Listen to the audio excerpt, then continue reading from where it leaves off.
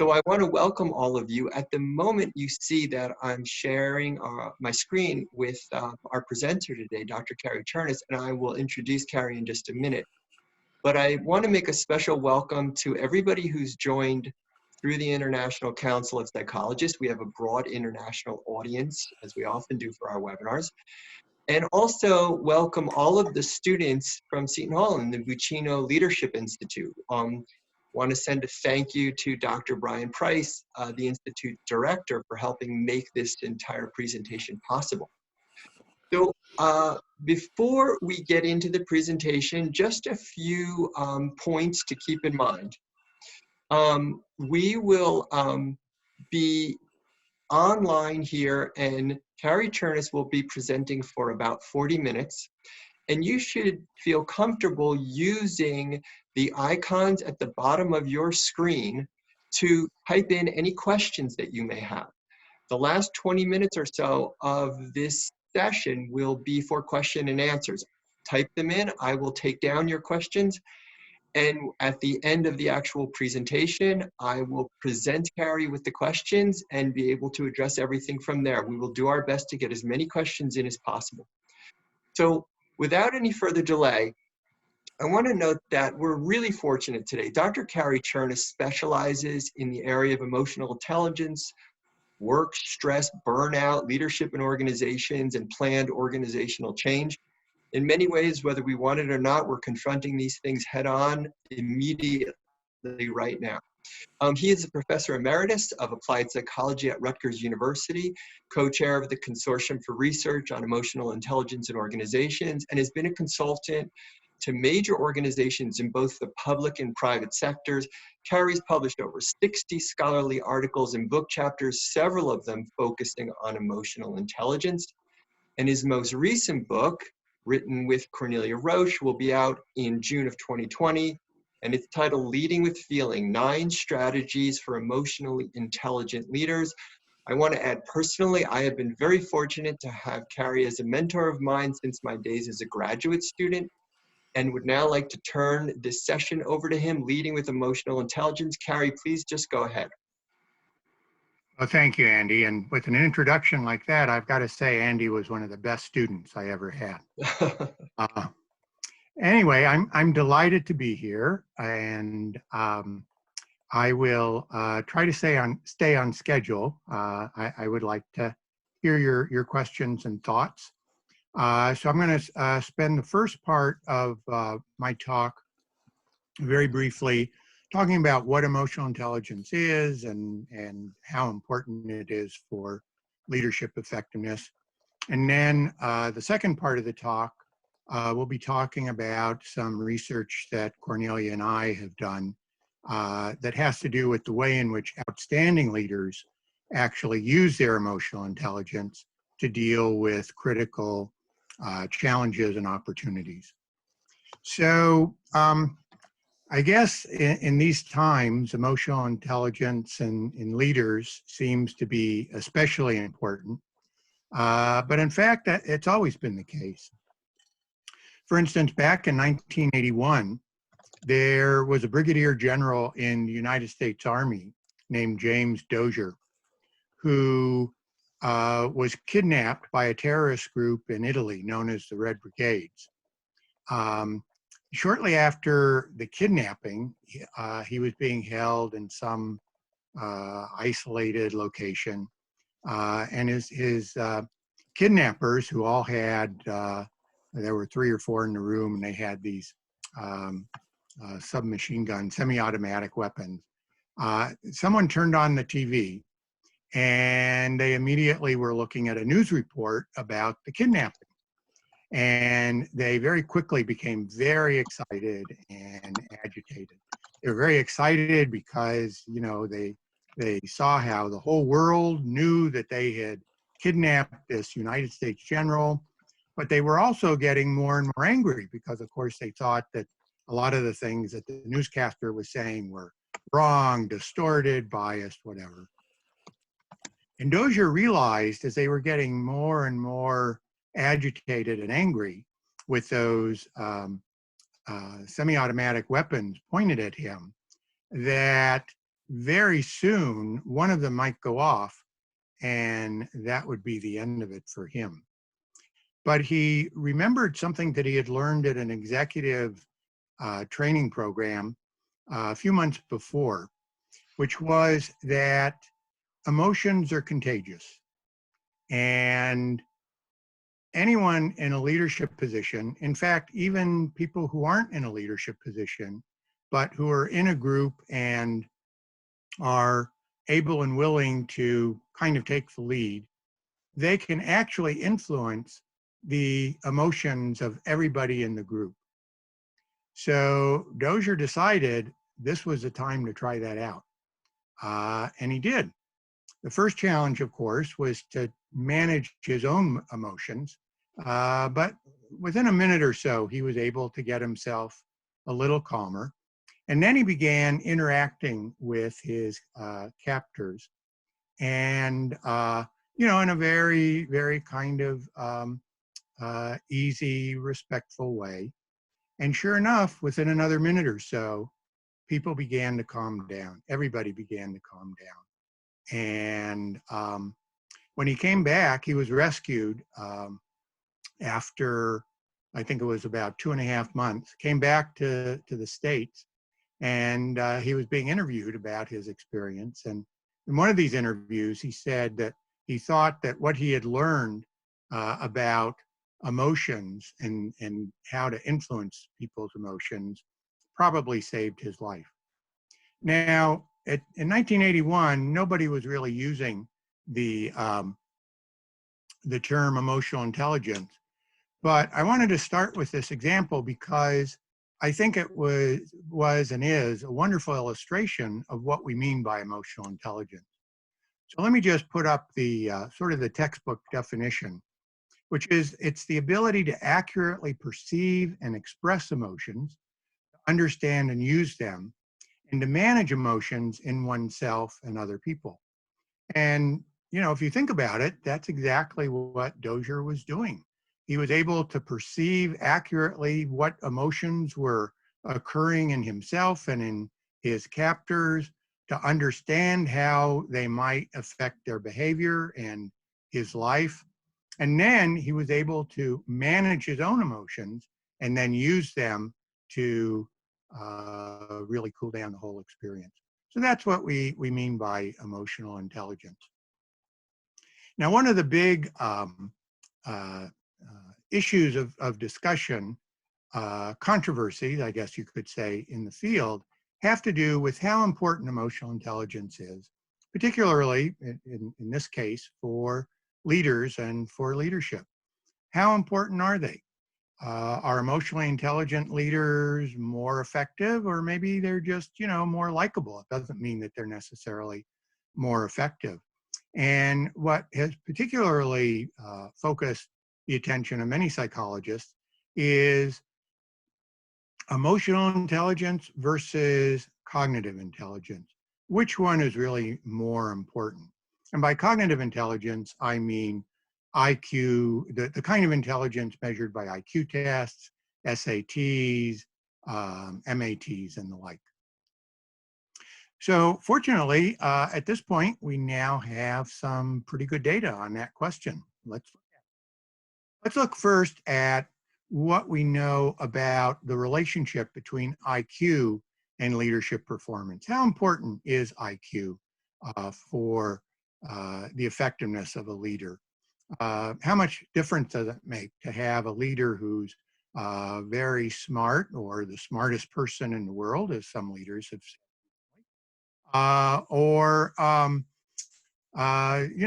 just kind of maybe average or a bit above average in intelligence?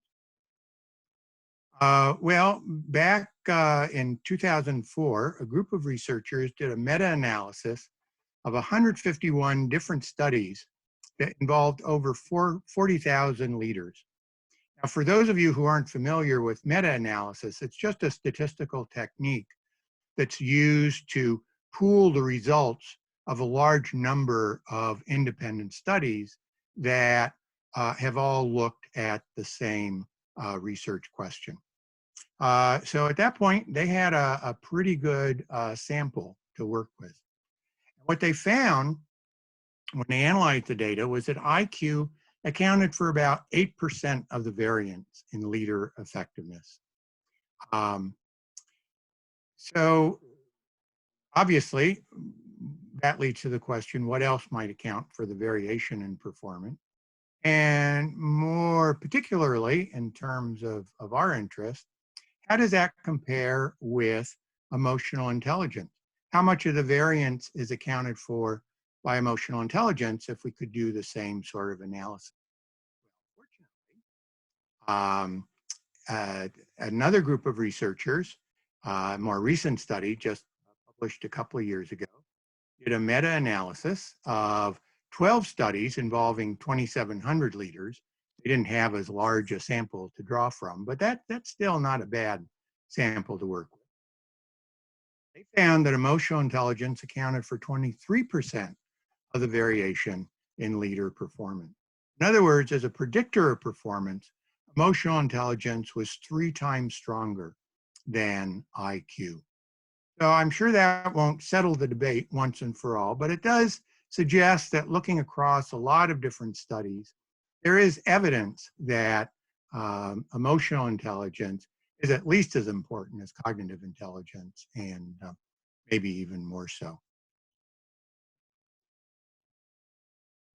Okay, so before I move on and start talking about how outstanding leaders deal with, use emotional intelligence to deal with challenges and opportunities, let me just briefly note that if you look at all the research on emotional intelligence, now 30 years, actually it was 30 years ago exactly, that the first academic study on emotional intelligence was published in an academic journal.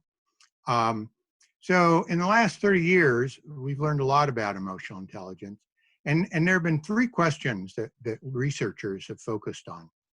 The first one, which we just looked at a little bit more closely, was how important is emotional intelligence for psychological well-being, work performance, and other outcomes?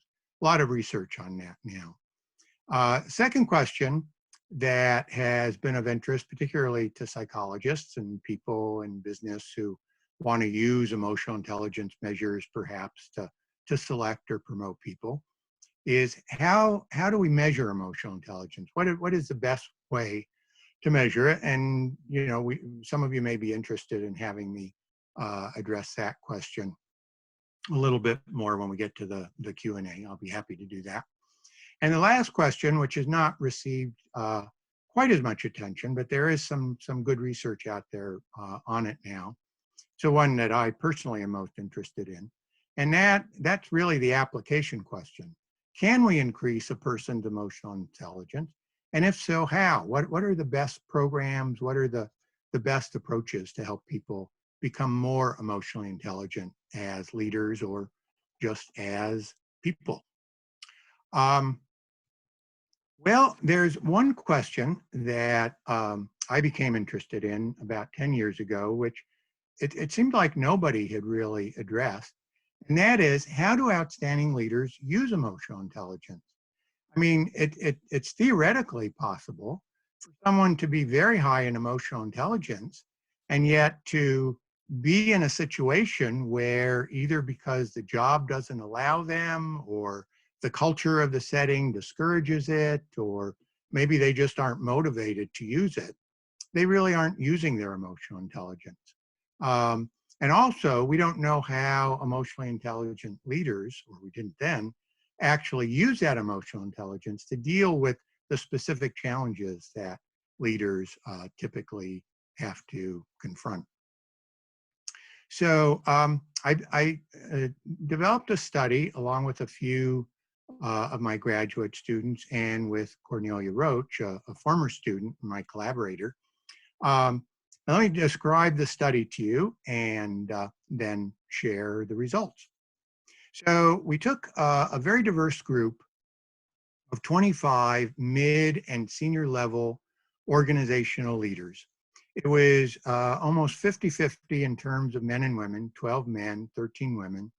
And it was very diverse in terms of the type of organization, um, as well as level in the organization. So we had CEOs of large corporations. We had one or two of them. We had senior executives of corporations. We had heads of family businesses, presidents, CEOs of family businesses.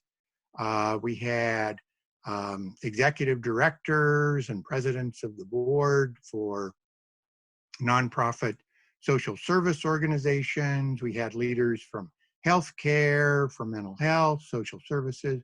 So it was a very diverse sample. How did we identify 25 of these outstanding leaders? Well, they were nominated primarily by executive coaches and consultants. And we thought that would be a good approach because those are the people who really work closely with a lot of leaders in various ways and are in a good position to see how those leaders actually perform in dealing with pressing problems and taking advantage of opportunities. And we used a method that some of you may be familiar with, but many of you probably aren't. It's called a behavioral event interview. And in a behavioral event interview, well, let me describe specifically how we used it here. We started the interview by asking each leader to think of as many incidents as they could, at least 4 or 5 incidents in which they had to use their emotional intelligence to either manage their own emotions or the emotions of other people or both in order to address a critical challenge or opportunity. So we were looking for incidents in which outstanding leaders actually used emotional intelligence. We wanted them to talk about those incidents and talk about how emotions and emotional intelligence were important. And in the end, we ended up with 126 different incidents, which again, 25 leaders isn't a large sample, but 120 incidents is a lot of incidents. So we then spent the next 2 years or so going through the data. And to make a long story short, or shorter as it were, we eventually identified 9 strategies that not 1 or 2, but many, if not most of the leaders actually used in dealing with many of these incidents. In other words, they seem to keep using these same strategies in using and managing their own emotions and those of others to deal with different kinds of incidents. So those strategies, as Andy said and suggested in his introduction, are really the basis of the book. And while I'd love to sit here and read the whole book to you, I will do the next best thing, which is to show you the strategies and say.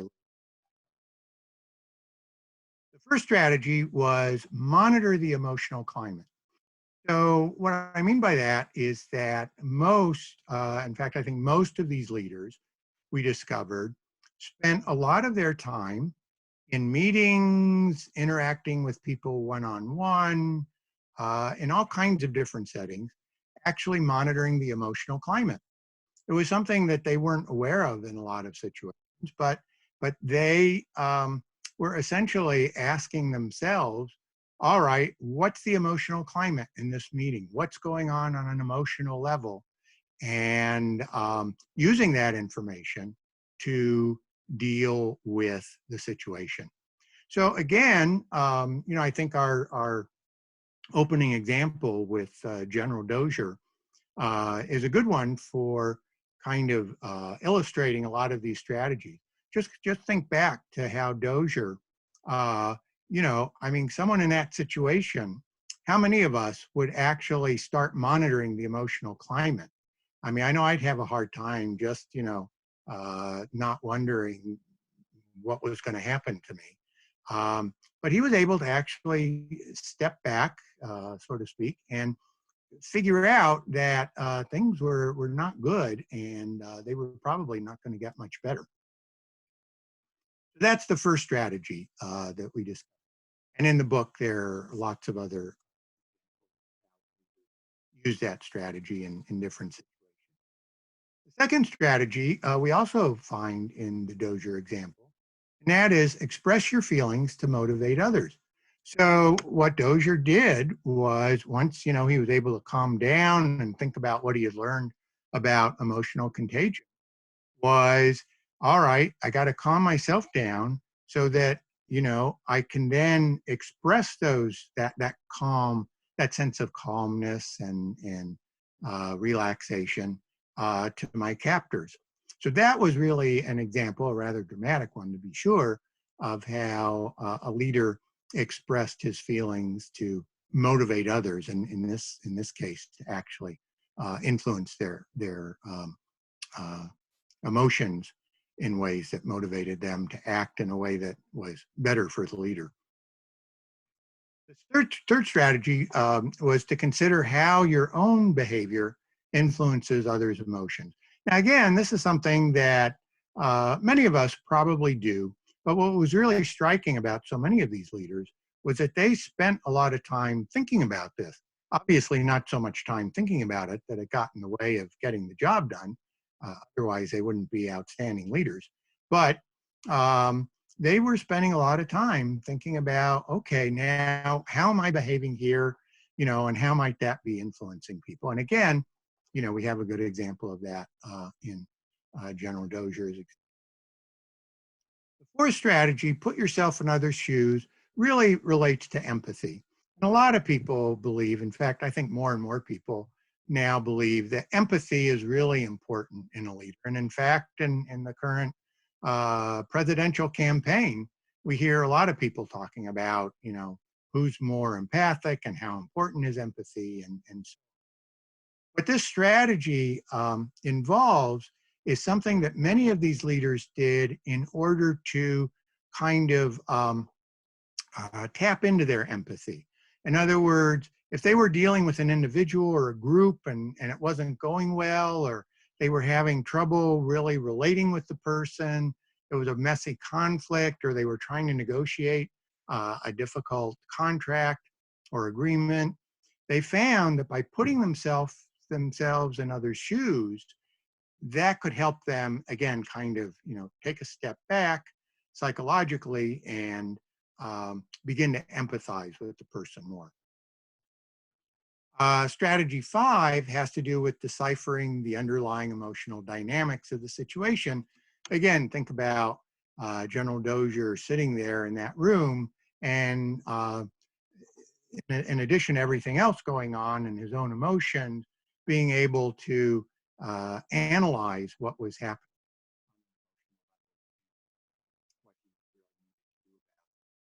Okay, the remaining strategies, strategy 6, reframe how you think about the situation. This was one of the most popular strategies. I mean, the leaders really did a lot of reframing to help mainly themselves, but also sometimes other people to move in a more desirable direction emotion. A really good example of that, one of our favorite examples, was this guy who talked about when he first became a manager in charge of a whole team at in fact, it might have been when he became a general manager of a plant in a very large steel company. He eventually rose to the number 2 position in the company. But this was his very first experience as a general manager. And after the first week, he suddenly found himself in one of the most stressful and difficult situations you can imagine. And after telling us about this, make sure we have enough time, I won't give you the whole story, but if you want me to come back to it, I can. After he told us this horrendous story in his first week, we said, my God, that must have been so stressful. How did you manage to deal so effectively with that situation? And he sat back and he said, well, one of the things I learned very early in life was that the world is a messy place. It's very complicated, and things almost never go the way you hope or you plan. And, once you become a leader, I realized that most of your time is spent not just dealing with these messy problems, but really messy problems that people below you couldn't deal with. And now that's why they end up on your desk. So, when I'm in a situation like that, I just figure, well, okay, this is what the job's all about. And, I'll deal with it. So we thought that was a very good example of reframing. Another reframe that a lot of leaders used was just focusing on the positive. Okay, this is bad. We spent some time talking about this. This is basically what he did with his team the next day when they were debriefing. They were really blown away by this because he'd only been there a week, so nobody was going to blame him for all these problems. But the team was sort of put on the spot. So he gave them an hour or so to, kind of uh, ventilate. And afterwards, without arguing, trying to be as supportive he could, he said, well, okay, let's move on now and see what we can do. There are a lot of things that we can do. You still have a lot of strengths, et cetera, et cetera. So it was that kind of reframing that we saw the leaders do. Strategy 7 was create an optimal interpersonal boundary. One of my favorite examples of that was the president of a small family-owned business that was a wholesale food distributor. Boy, we need emotionally intelligent leaders now these days, don't we? Just go to the market and look at all the empty shelves. Anyway, he spent a lot of his time as president going around once a year to meet with their customers and, if necessary, negotiate a new contract. And he told us about a situation in which for many years, he'd had a really hard time dealing with this customer. This guy just really managed to push all his buttons. I mean, he dreaded having this meeting for a week before he had to meet with the guy. He'd go in, he'd be, sure that he could manage his emotions, that he wasn't going to lose his cool. He wasn't going to let this guy take over and end up with a really bad contract.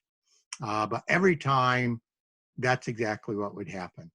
Well, one year, he had the bright idea of, instead of going himself, asking his second in command to go and meet with the customer and negotiate the contract.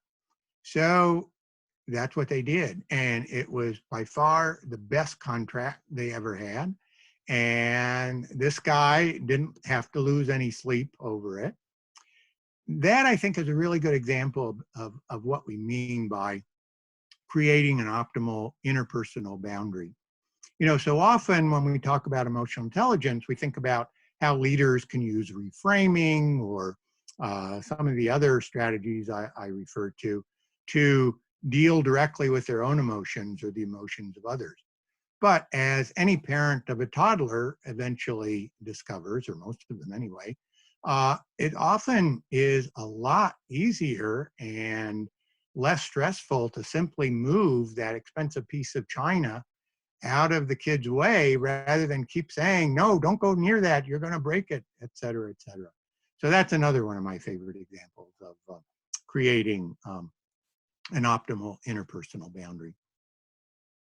Strategy 8, seek out others for help in managing the emotions. In that last example, the reason that the president of that family business came up with this strategy involving creating a more optimal interpersonal boundary was that he was talking to an older colleague, a guy who was also the head of a sort of become a mentor of his. And this was an idea he got from that guy. And this was, again, a strategy that many of the other leaders used. And we thought it was especially important to highlight because I think many of us think of outstanding leaders as being individuals who, have it all. I mean, they can walk into a room no matter, join a new group, and no matter what, they can really, get things under control very quickly. But the fact is, as we discovered, that even the most effective leaders continue to use this strategy, seeking out others for help in managing emotions, either their own or others in these situations. And the final strategy was to help others develop their emotional intelligence abilities. And, I think in the end, and it is the end,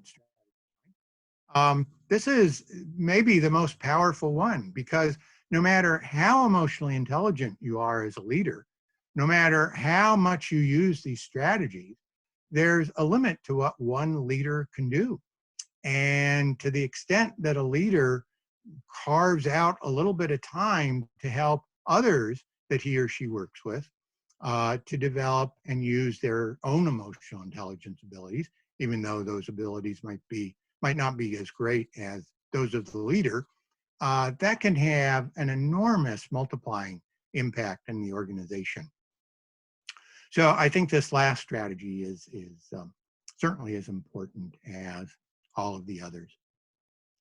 Okay, just to kind of wrap things up, let me just say a word about what I think the implications are of this, and particularly the implications for leadership training and development. We, as I said earlier, have now developed and evaluated in a fairly rigorous way a number of different programs and models for helping people to increase their emotional intelligence. In other words, we have a growing body of evidence now that we really can help even adults to become emotionally intelligent. It's not all done in kindergarten. People can still be helped to become more emotionally intelligent when they get to be even leaders of large companies. These training programs, as I said, some of them are they've been evaluated. The data look good, so it looks like we have some pretty good evidence-based programs. But there's a limitation. First of all, any program, any social program, psychological program, healthcare program, is only as good as its implementation. And a lot of programs don't work. I mean, we can go back to the war on poverty. I mean, we have a lot of examples in history. Terrific programs that might have worked well when they were being piloted or in the first application. But as soon as people started scaling up, they did not work as well. And that's because these kinds of programs require a considerable amount of time and effort on the part of both trainers and the people being trained. So that translates into a lot of resources. They're resource heavy. Also, these kinds of training programs require a lot of motivation and commitment on the part of the people being trained. You have to really want to be helped to become more emotionally intelligent. And unfortunately, as many of you probably have seen, people who need a lot of emotional intelligence training often are the ones most reluctant to take advantage of it. All of these things require a lot of resources. Oh, and then the final thing is that the trainers need to be very skillful. And so there are a lot of people out there who are skillful at doing this kind of training or can be trained to do that, but it's going to take a lot longer to develop a training cadre than it is even to get more ventilators out to hospitals around the country. So you can tell where my mind has been for the last couple of weeks, I'm sure, by these asides. So anyway, what this all means to us is that, well, before I say that, I think, and the reason that Cornelia and I think, became so interested in this question of what strategies do emotionally intelligent leaders use, I think these strategies, if you go back and look at them, are pretty easy to train. I mean, you need to do a little more than just, read them on a PowerPoint slide. But I think if you go and you read the book and look at several examples and elaborations, and then there are some exercises that people can use at the end of each chapter to help them just start using these strategies. And with a little bit of practice, I think that, and a little bit of emotional intelligence, I don't think you need to be an emotional genius to do these strategies pretty well, and to do them more often than people who are not aware of them. So I think perhaps the most valuable implication is that these strategies, assuming they help people to be more effective leaders, can really make the process of helping the people to be more emotionally intelligent leaders faster, easier, and more accessible. So let me just wrap up this part of the presentation. That's the cover of the book that's coming out. By the way, you can pre-order it on either Amazon or go directly to the publisher, Oxford University Press. And if you don't want to do that, then you can just wait another couple of months or so. And hopefully, I mean, with the pandemic, who knows what effect that'll have, but hopefully that'll be available. The other two resources I want to mention are the Consortium for Research on Emotional Intelligence in Organizations. And that's the website, www.eiconsortium.org, which has a lot of useful information, including a group of about a dozen or so model training programs that we have that seem to have a pretty good basis, pretty good research base. And if you're wondering, as I'm sure many of you were as you were thinking about all this, why can't we have good training programs for kindergartners or elementary school or high school students? Well, the other consortium, or in this case collaborative, that focuses on primary and secondary education and children, as opposed to adults in the workplace, is the Collaborative for Academic, Social, and Emotional Learning, and that's their website, www.castle.org. So without further ado, I will turn it back to Andy. Cary, thank you very much for this. I'm thinking as you're presenting that emotional intelligence is this word that's just permeated the culture nowadays and gets used all the time, but we rarely have an opportunity to get the level of depth and insight that you've just given us. So I really appreciate this. It's very useful information for us. By the way, I have a lot of questions for you. I already want to apologize to everyone because we can't possibly get to all of them. But I do want you to know that also Brian Price has sent a note saying thanks to you, and I will try to get to some of his questions as well. So Okay, good. Great. Cary, one of the ones that a few people have asked is, can you say a little bit more about the link between personality and emotional intelligence? You mentioned that emotional intelligence can be improved, but can you just talk about that connection a bit more? There is a connection. If you look at measures of emotional intelligence and measures of personality, there is usually some overlap. But the good measures of emotional intelligence, there's not much of an overlap. So you can either think of emotional intelligence as being separate from personality, the way IQ is. We have some measures, for instance, that are more highly correlated with traditional IQ tests that focus on cognitive intelligence than they are with personality tests. So certainly if you're using one of those measures, emotional intelligence is really an intelligence and not a personality trait. There are other measures of emotional intelligence where it's just the opposite. But in that case, I think that perhaps the best answer is that, well, okay, you can think of it as part of personality, but it is that specific part of personality that has to do with using and managing your own emotions or those of others. The other thing that I want to say, just to underscore what I was talking about a minute ago, is that it's very hard to change a personality trait.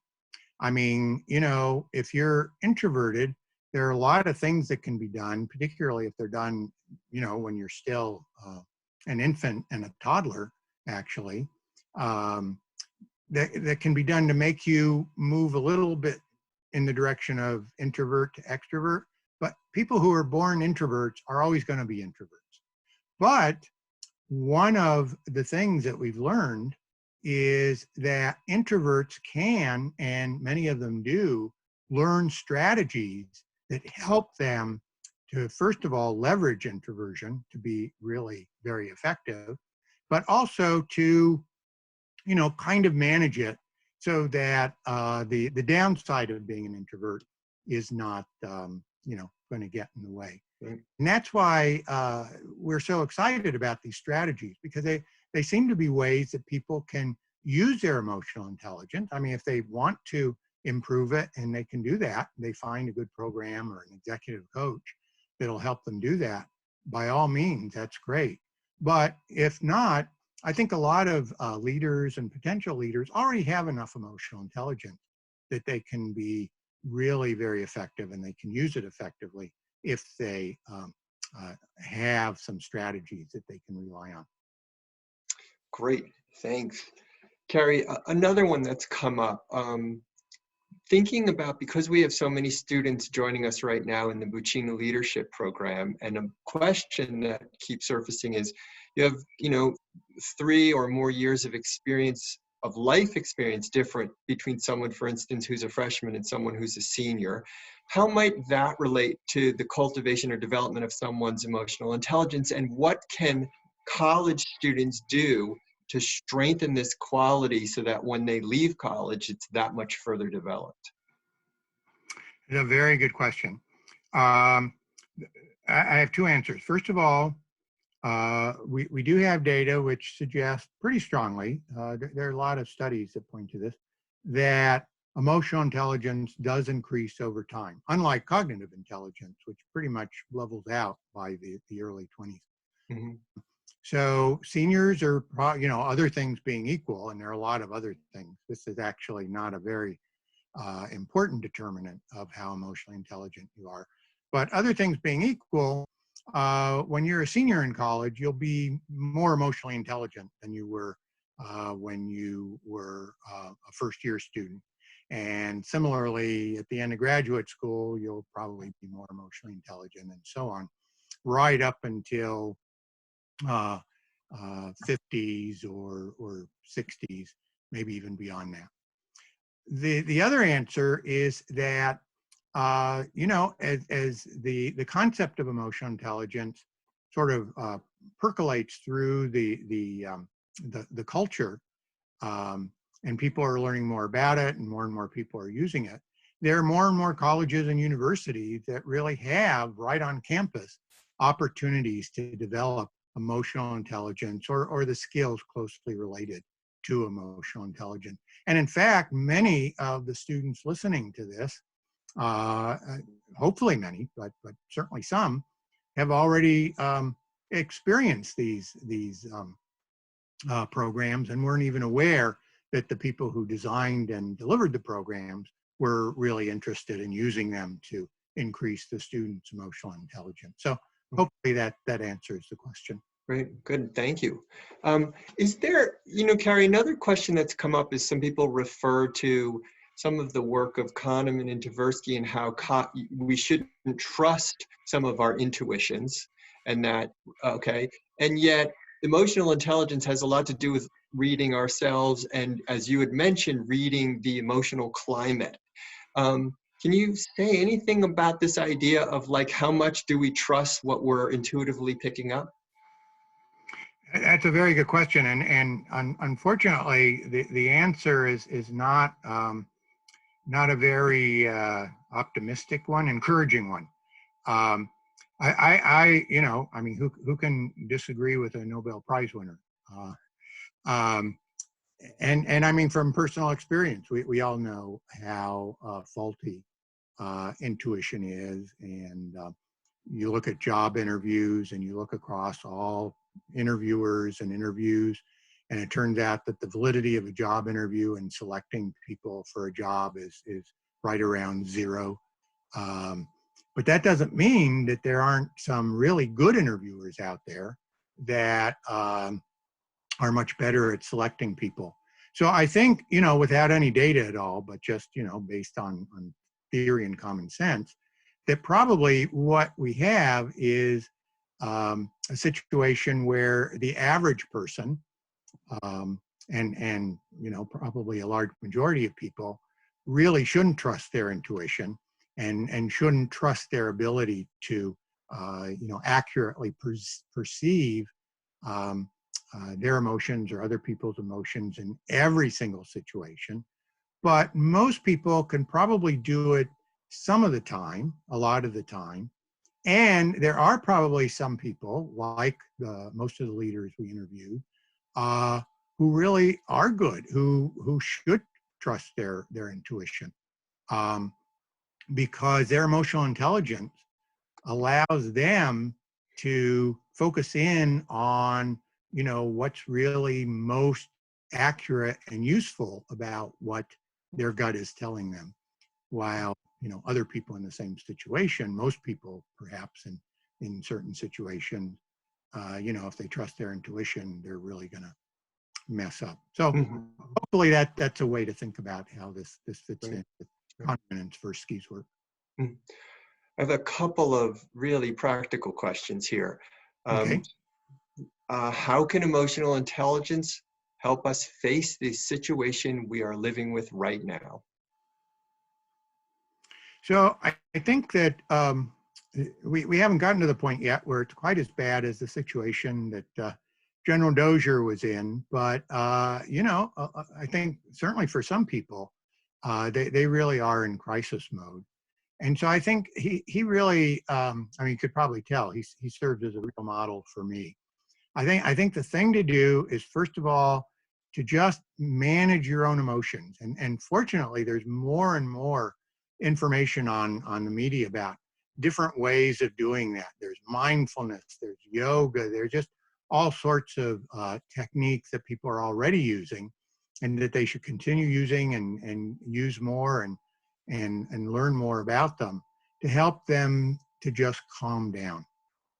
Once you're a little calmer, then I think you can go to those 9 strategies and begin to think about how you might use them. And probably some of those strategies are going to be more, relevant than others. Certainly strategy 6, which has to do with reframing the situation, is an example of one. But think about how you can start using emotional intelligence once you're managing your own emotion to help you to deal with the present crisis. And related to it, is there anything that we can do to help bring about greater EI in the people we're relating to and with?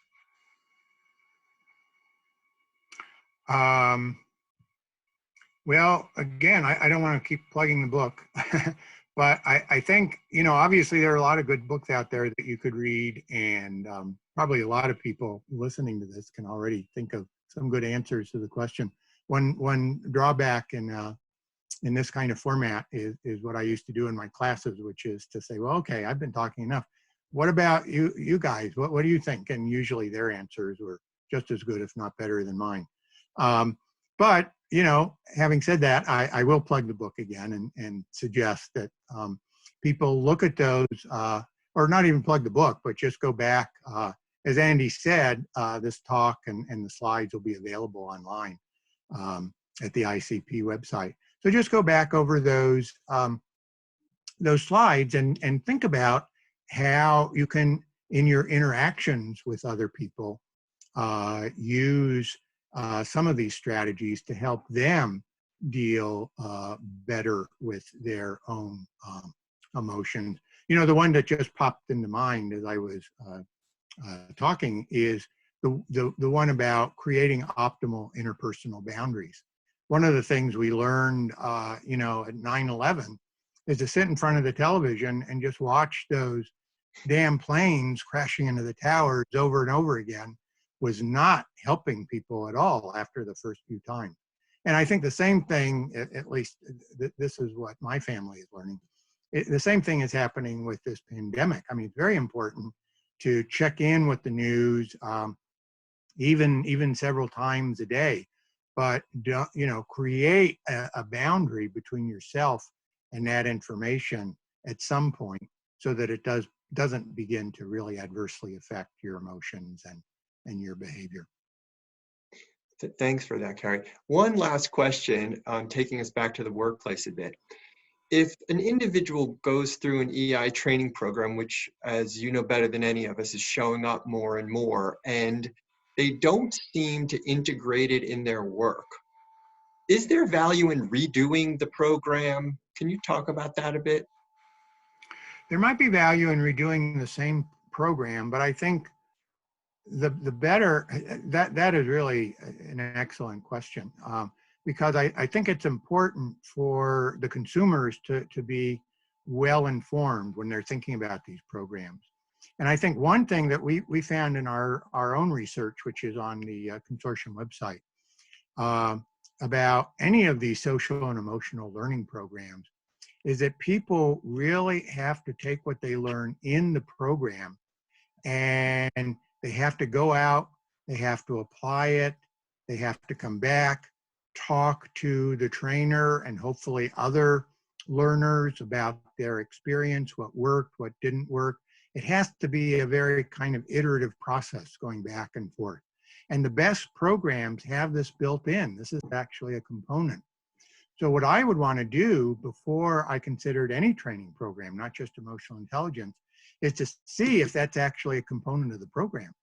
And if it's not, I don't care how good the program is, it probably would be better to look for another program that's covering the same material, but that does have a built-in opportunity to check in with a coach online or by phone, or, you know, to have meetings with a little, you know, work group periodically, just something to help you go back and forth between theory and practice.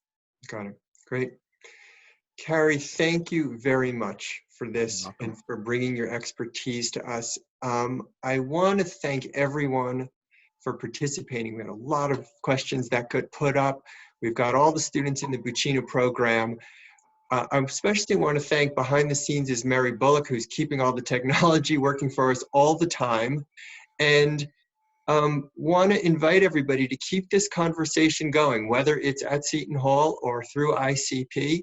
This is absolutely something that we're all engaged in and that we're wanting to optimize as much as possible.